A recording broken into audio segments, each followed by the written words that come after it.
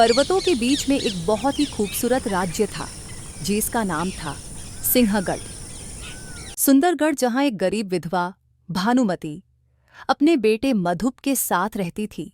मधुप हट्टा कट्टा था, मगर दिमाग से कुछ धीमा और बहुत ही आलसी, पर दिल का बहुत साफ था।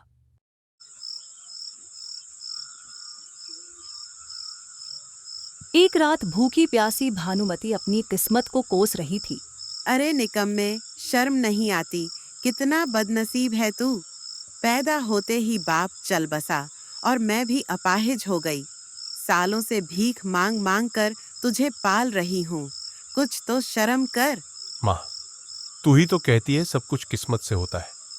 जब किस्मत अच्छी होगी सब अपने आप ठीक हो जाएगा। हे भगवान, ऐसा मूर्ख बेटा दिया है।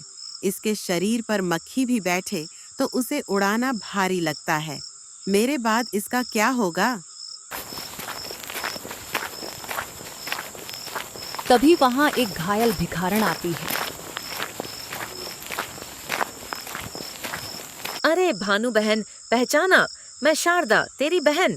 चिंता मत कर, तेरा बेटा एक दिन राजा बनेगा। मेरी आंखें किस्मत पहचानती हैं। शारदा की बात सुनकर भानुमती को हंसी आ जाती है। वो बहन शारदा के पैर दबाती है। देख भानुमती बहन, मेरा आशीर्वाद कभी खाली नहीं जाता। मुझे तेरे बेटे की किस्मत साफ दिख रही है।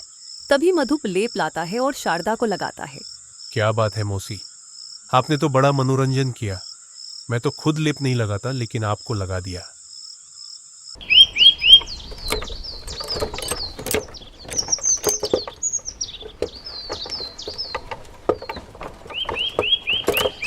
अगली सुबह शारदा भिखारन भानुमती के घर चुपचाप एक पुराना जादुई डब्बा छोड़कर गायब हो जाती है।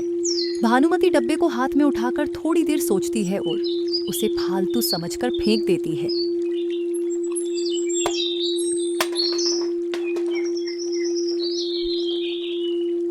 मगर मधुप उसे उठा लेता है और जंगल की ओर निकल पड़ता है। तभी एक शेर अचानक से मधुप के पीछे दौड़ता है। हाय रे, जंगल में मैं ही मिला खाने को। मैं तो एकदम बासी सूखा सा इंसान हूँ, मुझे छोड़ दो।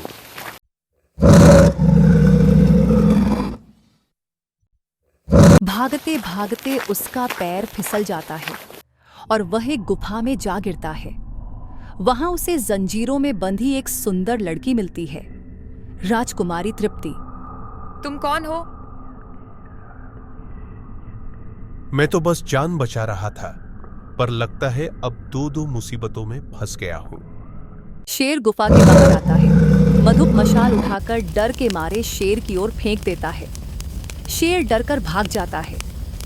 वाह, तुम तो वीर और बुद्धिमान हो। वो मधुप से गाना गाने को कहती है और तभी डब्बे की जादू से मधुप की आवाज में सुंदर गाना बजता है। राजकुमारी समझती है कि मधुप ही गा रहा है और वो उस पर मोहित हो जाती है। राजकुमारी तृप्ति और मधुप राजमहल लौटते हैं और राजकुमारी अपने पिता राजा भूपेंद्र को जो कुछ भी हुआ, कैसे मधुप ने शेर को भगाकर उसे बचाया, ये सब बताती है। राजकुमारी, जैसे आप बता रही हैं, अगर ये सच में योग्य है तो इसे परीक्षाएं देनी होंगी।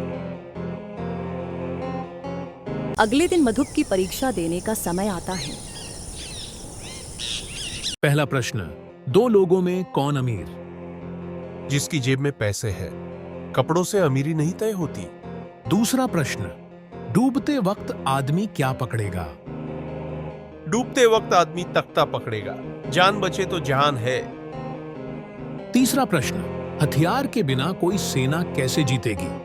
दिमाग से, जैसे मैंने मशाल से शेर को भगा दिया। राजा खुश होते हैं और मधुप को दरबार में मंत्री बना देते हैं। धीरे धीरे मधुप की हर मूर्खता ही उसकी समझदारी बनती जाती है। एक दिन एक किसान आता है और बताता है कि साहूकार ने उसकी फसल ले ली, तो मधुप किसान को साहूकार की बैलगाड़ी लेने को कहता है।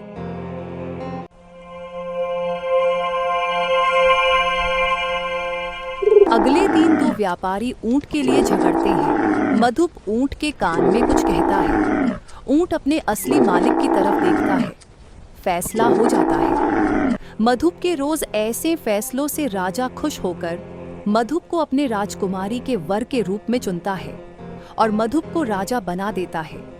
मधुप के राजा बनते ही पूरे राज्य में उत्सव मनाया जाता है। भानुमति अब राजमाता बन जाती है